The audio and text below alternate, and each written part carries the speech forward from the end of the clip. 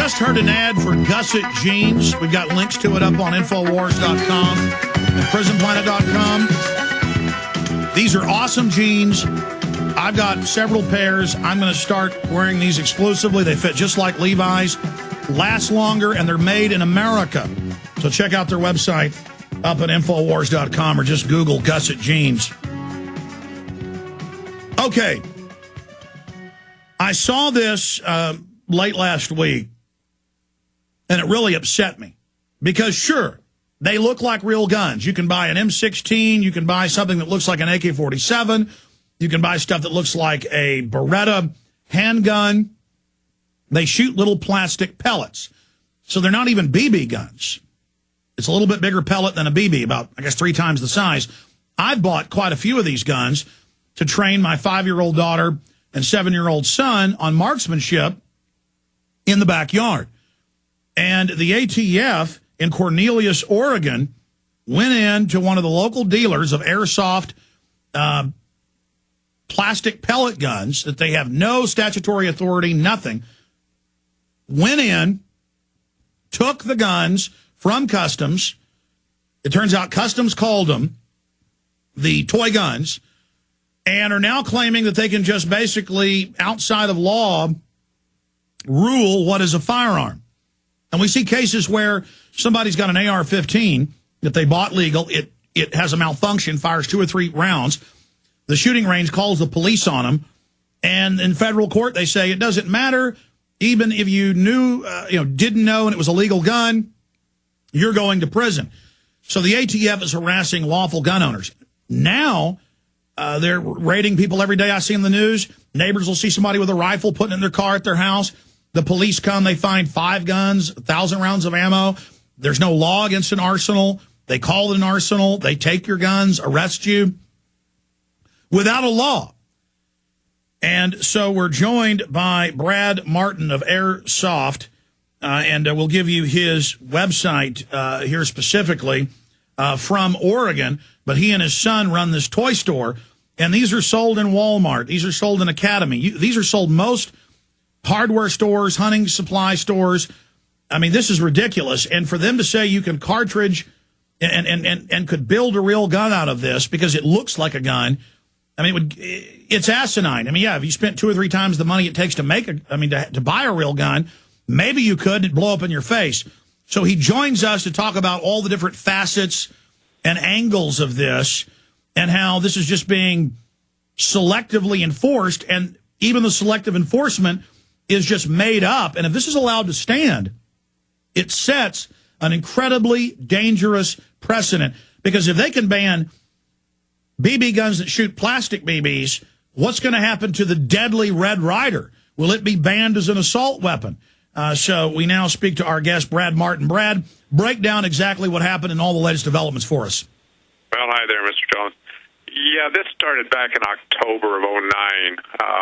We import airsoft toy guns and airsoft equipment to go along with those.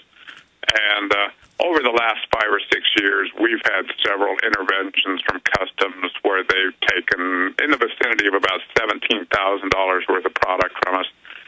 And, I haven't really made a big issue out of it. We just took our licks and kept on keeping on, sort of. But bottom line is, this most recent seizure in October was of 30 gas-powered M4 lookalikes. And these pieces are 100% legitimate. They're designed to fire these quarter-inch plastic BBs, as you described, and that's their function. Well, when Customs received these, 1 or 2 of their agents looked at them and decided that it was above their pay grade to make a call on these things. So they called in the ATF to look at them.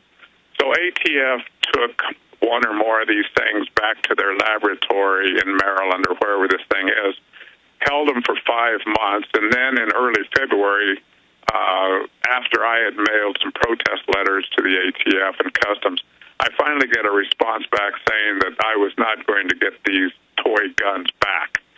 And they quoted a code, it was code number 922. And it seems that the thing that they're seizing upon is that these toy guns are easily convertible to real steel firearms. So, in other words, you're saying anybody with a little bit of effort can take these guns, these toys, and turn them into real guns. And from our perspective, this is just totally absurd. Because they look like real guns. Yeah. The other day, the port director from Customs in Seattle called all the local TV affiliates in and gave this news conference on air, holding one of our guns and saying that this is a threat to the safety of America, and he labeled them as machine guns. And while he was talking and handling this gun of ours, this toy of ours, he was trying to stick the magazine into the mag well, and he had the magazine turned around backwards. He didn't even know which way the bloody magazine. We're going to play a clip of this coming up. We're going to play a clip of this coming up. You've got the ATF agent putting on this big hullabaloo, trying to scare everybody to set the precedent to ban something that isn't even a BB gun because it looks scary to them. My God, if this is allowed to stand, this is an incredible new precedent. Well, it is. It is scary, and this is a David and Goliath scenario where, I could bankrupt myself fighting the federal government and still end up a loser here. But, it's time for us to stir up the pot a little bit and kind of try to put the brakes on this behavior. We're going to play this video that's up on your website for the PrisonPlanet.tv viewers and radio listeners. Give us your web address for folks that want to follow this case. Okay, sure.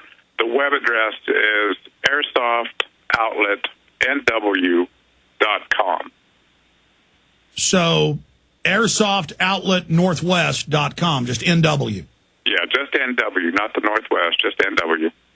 All right, we're going to play one of the myriad of newscasts trying to create a panic over the devilish plastic BB gun that is so scary looking. Here it is. And welcome, everyone, and good evening. I'm Jeff Gianola. And I'm Kelly Day. Federal agents seize a ship of toy guns they say in the wrong hands. They could have actually been deadly. In this KOIN Local 6 exclusive, our reporter Alexis Del Cid talked to the local businessman who ordered these toy guns. And I see you have one there, huh, Alexis? Jeff, this is an example of one of the toy guns seized. And besides the orange tip, it looks pretty real. But this is an airsoft toy. It shoots plastic BBs. And the man who ordered these says anyone with any knowledge of weapons should be able to figure that out. No bullets, just plastic BBs. Not a battlefield, just a wooded area made to look like one. It's another version of paintball. For the past 7 years, Brad Martin and his son Ben say their family business in Cornelius has steadily grown as simulated combat gaming grows in popularity across the country. This is the contemporary version of Civil War reenacting. While they aim for authenticity in every piece of gear, the Martins didn't anticipate a seizure by Customs and ATF agents in Tacoma as their latest shipment of toy guns arrived from Taiwan. Any kid, any parent, any adult going out of the house with this needs to be ready for trouble. ATF Special Agent Kelvin Crenshaw says not only is the shipment missing the orange tips required on all imported toy guns, with minimal work, it could be converted to a machine gun. To say these are readily convertible to machine guns is absolutely preposterous. The round wouldn't go into the barrel, for one, and two, if the firing pin did strike the primer, the gun would basically blow up in your face. Also, the Martins say there are tens of thousands of replicas just like these sold in America already. The only reason they buy from Taiwan is because it's cheaper. Until now. He's spent all this manpower, tax dollars, and time, and wasted my time, my money, my profitability to seize 30 toy guns. That's what he's done. And he's portrayed himself as a great hero. But ATF insists that it did the testing and determined that, yes, these can be converted into military-grade weapons. The Martins requested to see the documentation of that, and they were told that they'd have to file a Freedom of Information request with ATF. Now, as for the orange tips, this one has one. The ones that came in from Taiwan didn't, but the Martins say that's happened before with their shipments from Taiwan, and they just had to go up to Tacoma and paint the tips orange themselves. So they wonder why this is being made into an issue now. Alexis Del Cid, KOIN Local 6. Okay, and we have Brad Martin online with us. So you've got an ATF officer in a fancy suit who can't even put the cartridge in it. He can't put the magazine in it. Shoots little bitty round plastic BBs that look like they're even smaller than .22 caliber. There's no room for a cartridge to go in. There's no room for propellant. He uses air to shoot plastic BBs. And what's really happening, I saw this 5 years ago or so in England, where they're trying to ban these over there. They don't like the gun culture growing because this is a gateway to real firearms. People are finding out how much fun it is to target shoot or to dress up in gear and go to the equivalent of paintball ranges.